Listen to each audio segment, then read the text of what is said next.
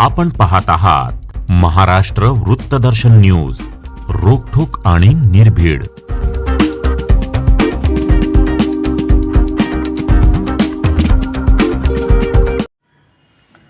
Republican party of India Sangli जिल्हा मध्यवर्ती कार्यालय व डॉक्टर बाबासाहेब आंबेडकर पुतळा दक्षता समितीच्या वतीने आज कार्यालयामध्ये भारतीय जनता पार्टी ओबीसी मोर्चा महाराष्ट्र प्रदेश उपाध्यक्षपदी निवड झाल्याबद्दल सौ संगीताताई विठ्ठल खोत यांचा सत्कार करण्यात आला।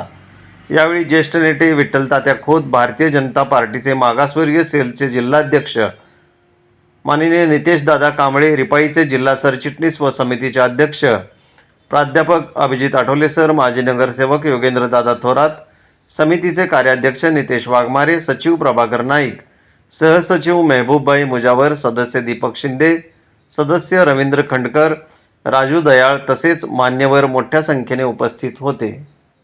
सांगली मिरज कुपवाड महानगरपालिकेच्या माजी महापौर संगीताताई खोत यांची भारतीय जनता पार्टीच्या ओबीसी मोर्चा प्रदेश उपाध्यक्षपदी निवड झाल्याबद्दल आज या जनसंपर्क कार्यालयामध्ये हे पुतळा दक्षता समिती आणि रिपाई आठवले यांच्या संयुक्त विद्यमाने ताईंचा आज या ठिकाणी सत्कार समारंभ संपन्न झाला।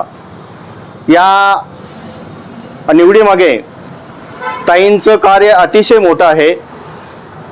ताईंनी आपल्या महापौरच्या कारकिर्दीमध्ये अतिशय चांगली भूमिका बजावल्यामुळे त्यांच्या कामाची दखल घेऊन भारतीय जनता पार्टीने त्यांच्यावरती फार मोठी ही जबाबदारी प्रदेश उपाध्यक्षपदाची दिलेली आहे।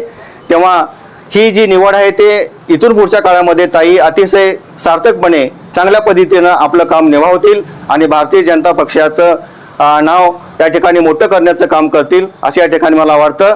कारण या जिल्ह्यामध्ये या महापालिका क्षेत्रामध्ये विठ्ठल तात्या खोत असो, आमच्या संगीताताई असो किंवा आता या प्रभाग क्रमांक 7चे असणारे जे नगरसेवक आहेत दयानंदजी खोत साहेब, हे राजकारणापासून आणि समाजकारणापासून काही वेगळं नाही आहे, तर त्यांनी आपला असणारा वारसा पुढे चालवण्याचं कामकाज केलेलं आहे। तेव्हा मी दोन्ही समितीच्या वतीनं आणि रिपाई आठवलेच्या वतीनं ताईंना धन्यवाद देतो। या ठिकाणी थांबतो। जय भीम, जय भारत, जय महाराष्ट्र।